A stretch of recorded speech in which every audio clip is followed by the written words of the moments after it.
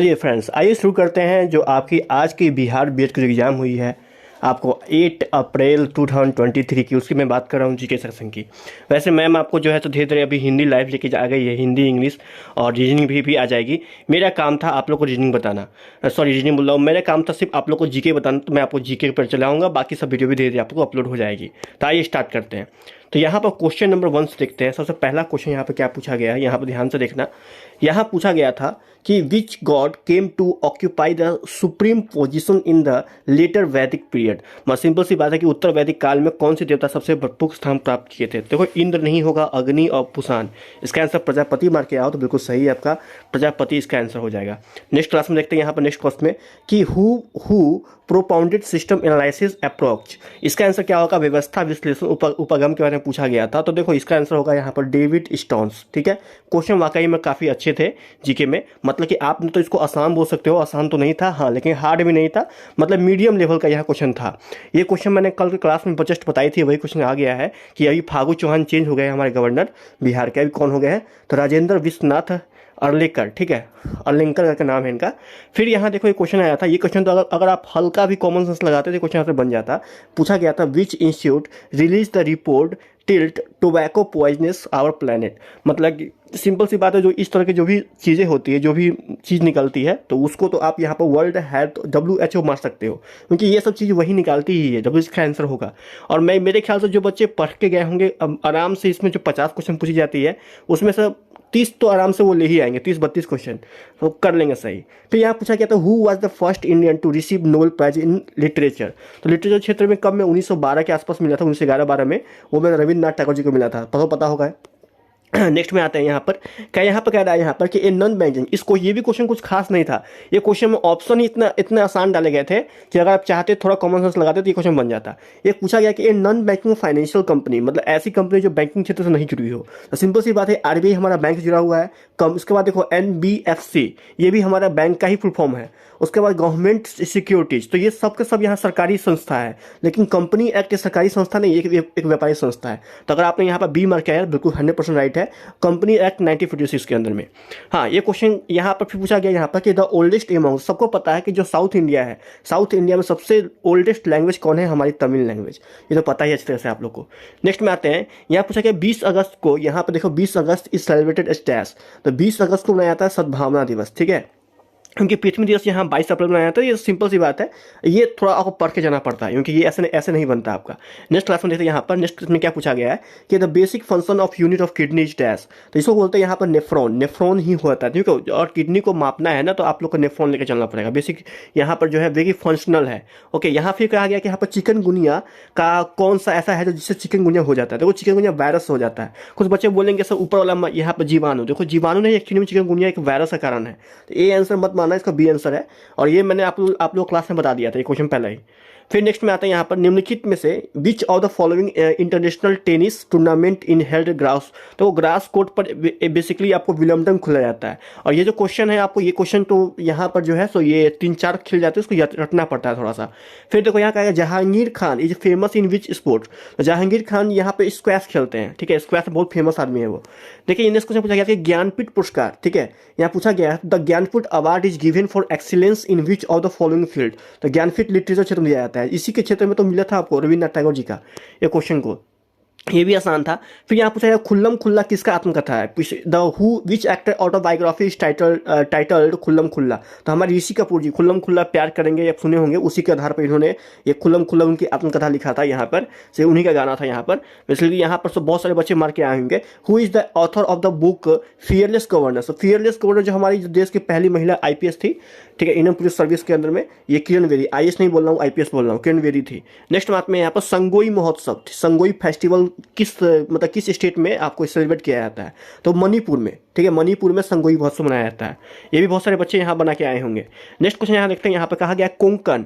यहाँ देखना यहाँ पर कि कोंकण नेवल एक्सरसाइज मतलब कोंकण नौसैनिक अभ्यास जो है एक conducted between which two countries. तो एक्चुअली ये इंडिया और यूएसए के अंदर बनाया था आपका। फिर यहाँ पूछा गया था who is the first chief justice of India. तो हरिलाल जी कन्या, काफी आसान क्वेश्चन था, बहुत आपने पढ़ रखा होगा यहाँ पर। फिर यहाँ पूछा गया कि which is known as the father of blue revolution in India. इस क्वेश्चन को थोड़ा भी आप कॉमन सेंस लगाते थे क्वेश्चन बन जाता, अगर नहीं बना के आओ तो कोई बात नहीं, लेकिन बना के आओ तो बहुत बढ़िया। इस क्वेश्चन में देखो यहाँ पर पहले यहाँ है वर्गीज कुरियन, देखो ये श्वेत क्रांति के जनक है, ये तो ऐसे ऐसे ही छट जाता है आपका। MS स्वामीनाथन, ये जो है ये आपके हरित क्रांति जनक है, तो ये भी ऐसे छट जाता है आपका। बचा यहाँ पर दो ऑप्शन, तो ये कुछ किए ही नहीं थे, B नंबर कुछ नहीं किए थे, ये सिर्फ आपको C नंबर ही आंसर आएगा आपका। चलिए फिर यहाँ पूछा गया था यहाँ पर कि in the context of internet what is the full form URL। तो इसका फॉर्म होगा यूनिफॉर्म रिसोर्स लोकेटर, बाकी कुछ नहीं हो पाएगा, ठीक है, यूनिफॉर्म रिसोर्स लोकेटर। नेक्स्ट में आते हैं यहाँ पर, ये भी आसान था ऊपर वाला। 76 में देखते हैं यहाँ पर कि which of the following is not a true amphibious animals. तो यहाँ देखो कछुआ एक्चुअली में क्या है कि आपको यहाँ पर इसमें नहीं आता है, एक वास्तविक उभयचर प्राणी नहीं है कछुआ। मेढक, टोड और सैलमन ये सब के सब उभयचर प्राणी, लेकिन कछुआ में उसमें नहीं आता है। नेक्स्ट में आते हैं यहाँ पर, नेक्स्ट में देखते हैं यहाँ पर कि किसी गैस को, यहाँ विच of the following is condition is most favourable for converting in gas in liquid. तो अगर आप लोग को किसी गैस को द्रव में चेंज करना है तो यहाँ पर क्या से क्या आपका होना चाहिए। तो ऐसे केस में अगर आप बना के आए हो A नंबर, इसका हाई प्रेशर रहना चाहिए और लो टेम्परेचर रहना चाहिए, तो ही हो पाएगा आपका। उच्च दबाव और कम तापमान बोल सकते हो। फिर विच लॉ, ये तो बहुत आपने पढ़ा होगा कि केपलर ने ही बताया था अपने बुक के अंदर में कि जो सन का जो है प्लैनेट जो है वो चारों काटते हैं, चक्कर काट रहे हैं हमारे सन का, वो केपलर लॉ के अंदर में आता है। ये भी आसान था, बहुत बच्चे को पता है, बहुत सारे बच्चे यहाँ पर आ गए हैं। यहाँ पर देखिए न्यूटन का नियम बना रहे, ये गलत है आपका, ये नहीं होगा, ठीक है, केपलर लॉ इसका आंसर होगा। नेक्स्ट में आता है किसी, यहाँ पूछा गया कि which type of elements are poor conductor of heat and electricity. तो ये होगा नॉन मेटल। देखो मेटल तो सब से बताइए, नॉन मेटल मतलब क्या हुआ, अधातु, तो आप इसको B मना करा सकते हो। ये भी आसान था, 9th 10th का क्वेश्चन था ये, कुछ खास मतलब कि पढ़े होंगे बच्चे तो वो मार के चले आए होंगे। फिर देखते हैं यहाँ पर लिस्ट यहाँ लिख रहा है कि the electron distribution into the atomic ये orbitals is called as dash. तो इसको बोल सकते हैं B नंबर का आंसर होगा इलेक्ट्रॉनिक वितरण। यहाँ पर देखो जो ऊपर में था ना सो ही होगा, ऊपर में ऑप्शन क्या था, इलेक्ट्रॉनिक डिस्ट्रीब्यूशन करके, तो यहाँ भी B ही आंसर जाता है इसका। ये क्वेश्चन आप यहाँ पर 9th क्वेश्चन है।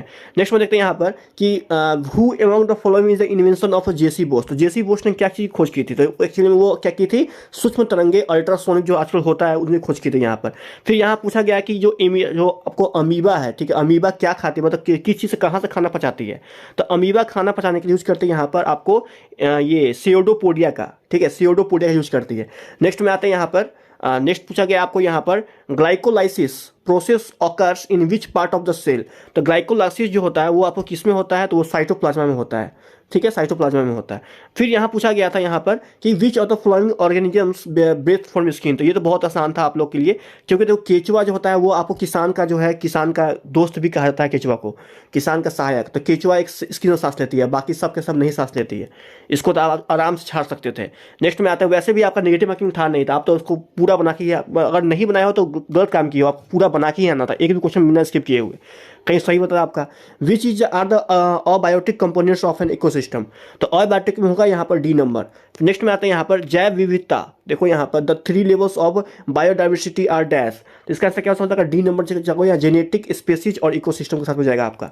नेक्स्ट में आते हैं जब सोडा वाटर, ये सिंपल सी बात है, 9th 10th क्वेश्चन है, इसको तो हम लोग बहुत पढ़ रखे हैं। इसका ये सोडा वाटर जब खोलेंगे तो उसमें से बुलबुला निकलेगा और उसमें से एक सीटी की आवाज़ उत्पन्न होगी।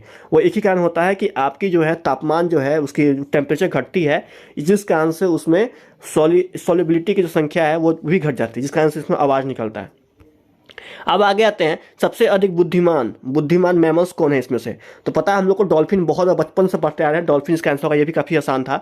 फिर पूछा यहाँ पे कितना आसान पूछा गया था कि एंटोमोलॉजी किस क्षेत्र से जुड़ा हुआ है। अगर आप इसे समझ में नहीं आ रहा है आपको तो यहाँ इससे भी आप समझ सकते हो, कीट विज्ञान, इससे भी समझ सकते हो, तो कीड़ों का, काफी आसान था ये। फिर यहाँ पर देखो, यहाँ पर कंप्यूटर गति किसमें मापे जाते हैं, ये काफी आसान पूछा गया था। कंप्यूटर गति हम मापते हैं यहाँ पर गीगा हर्ट्ज में, ठीक है, गीगा हर्ट्ज में। कोई अगर बच्चे बना है नैनो सेकंड, किलो सेकंड और मेगाबाइट, सब गलत हो गया यहाँ पर, इसका आंसर गीगा हर्ट्ज हो जाएगा, क्योंकि हर्ट्ज में ही मापा जाता है। आईसी चिप किस चीज से बने होते हैं, काफी आसान था, बहुत बार पढ़े हुए हैं, क्योंकि अभी सिलिकॉन का शॉर्ट चल रहा है अपने इंडिया के अंदर, पता होगा आप लोग को। फिर कंप्यूटर सिस्टम इंक्लूड डैश, तो कंप्यूटर सिस्टम में हार्डवेयर भी होता है, सॉफ्टवेयर भी होता है और पेरिफेरल डिवाइस भी होता है, इसका आंसर डी का होगा यहाँ पर। नेक्स्ट में आते हैं which is a central problem of economy. Central problem क्या है इकोनॉमी का, ये सब के सब प्रॉब्लम ही है, इकोनॉमी के लिए सब प्रॉब्लम है, allocation of resource, optimum utilization of resource, economic development, ये जाएगा आपका आंसर। नेक्स्ट में आते हैं चंद्रगुप्त जो मौर्य थे ना, हमारी जो मॉडर्न सिटी थे उसके अंदर चंद्रगुप्त मौर्य 18 ऑफिसर बैठाए हुए थे। ये काफ़ी यूनिक क्वेश्चन था, जो बच्चे पढ़े होंगे बस वही मार के आएंगे। अगर आपने मारा है अमात्य, रज्जुक और यहाँ मारा है मंत्रिपरिषद, ये सब गलत हो गया। आपका आंसर यहाँ पर तीर्थ हो गया। ठीक है, नाम अजीब है लेकिन इसको बोलते हैं तीर्थ के नाम से पुकारा जाता है। नेक्स्ट पूछा जाएगा, देखो अफगानिस्तान सीवेज आक्रमण हुई थी, कब हुई थी? 1979 में हुई थी आप लोग को। और उसके बाद शेष संगठन कब हुआ था? तो ये कब हुआ? ये कब हुआ था? रूसी क्रांति 1917 में हुआ था। और ये कब हुआ था? तो 1991 में हुआ था। बर्लिन की दीवार कब गिरी थी? तो वो इसी के आसपास गिरी थी। इसका आंसर अगर डी बना के आया हो, 4 के बाद एक आंसर होगा, तो ये आपको सही जाएगा। ये बस आपको ये याद रहता रूसी क्रांति कब हुआ था, बाकी सब आप ये वाला याद रहता तो आप बाकी सब बना लेते आराम से।